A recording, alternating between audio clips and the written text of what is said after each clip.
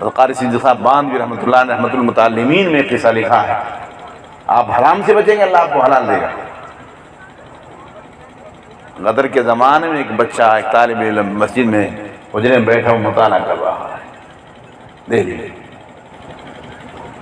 عشاء کا بعد ایک لڑکی جوان خوبصورت اس کے کمرے میں آ گئی۔ میں کہا یہاں کیسے تو؟ کہا بھائی بلوائے گھوم رہے ہیں، میری عزت کا خطرہ ہے، میری جان کا بھی خطرہ ہے، میں رات بھر تیرے پاس ٹھہروں گی اور صبح چلی جاؤں گا۔ اس طالب علم کا اچھا کنارے میں بیٹھ گئے، کونے میں بیٹھی رہی رات بھر۔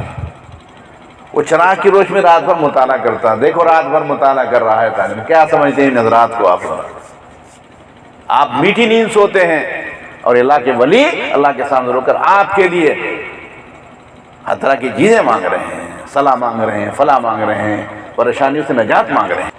تو خیر میں عرض کر رہا تھا، وہ طالب علم رات بھر مطالعہ کر رہا ہے، کبھی کبھی اپنی انگلی وہ چراغ کی آگ کی لو میں کر رہا ہے، وہ لڑکی دیکھ رہی ہے بیٹھی ہوئی۔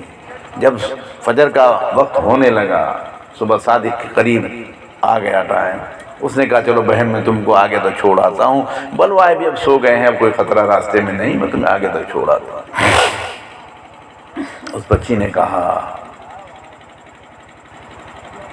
کہ میں جاؤں گی، لیکن مجھے بتاؤ تم آگ میں انگلی کیوں دیتے تھے؟ اپنے گناہ سے بچنا آسان بات نہیں ہے، بڑا آسان ہے، جلوت میں معاذ اللہ کہہ دینا بڑا مشکل ہے، خلوت میں باد گلگوں سے بچ جانا آسان ہے۔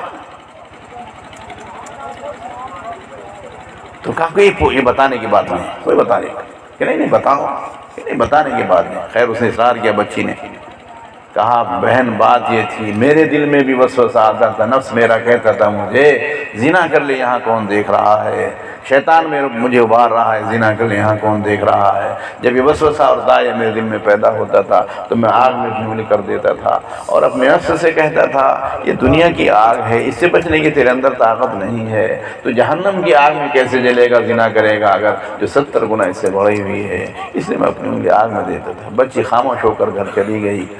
اس کا نکاح تیار تھا، گھر والوں سے کہا میں نکاح وہاں نہیں کراؤں گی جہاں آپ لوگ میرا نکاح کرنا چاہتے ہیں، میں تو وہاں کراؤں گی، ایک طالب علم مسجد میں رہتا ہے فلاں، اس سے نکاح کراؤں گی۔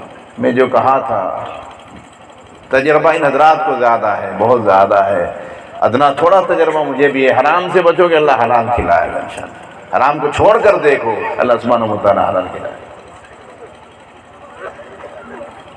تو لوگوں کو شبہ ہو گیا شاید اس کا رات میں وہاں کوئی جوڑ ہو گیا ہے، اس لیے وہاں نکاح کرانا چاہتی ہے۔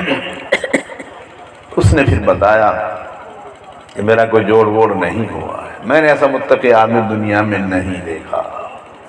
پھر تو سارا قصہ سنایا رات کا گزارنے کا وہاں، تو سب گھر والے پھر خوش ہو گئے، تیار ہو گئے، نکاح اسی سے ہوا۔ دیکھو حرام سے بچا تھا، اللہ نے اس کو حلال طریقے سے کھلایا، دیے دیکھ کر کے دیکھو آپ، حرام ملے گا وہ جو اللہ نے لکھ رکھا ہے قسمت میں، اس سے زیادہ نہیں ملے گا آپ کو۔ جھوٹ بول کر ڈنڈی مار کر آپ جو ہے کمائیں، آپ دھوکہ دے کر کمائیں، کسی طریقے سے بھی کمائیں، مگر یاد رکھیں ملے گا اتنا جتنا اللہ نے آپ کو لکھ دیا ہے۔ اگر آپ بغیر دھوکہ دیے کمائیں گے، بغیر جھوٹ بولے کمائیں گے اور بغیر ڈنڈی مارے کمائیں گے، ملنا تو اتنا ہی آپ کو۔ جو حدیث پاک میں ہے جب آدمی جھوٹ بولتا ہے تو جھوٹ کی نحوست سے، اس کی بدبو سے فرشتہ ایک میل دور چلا جاتا ہے۔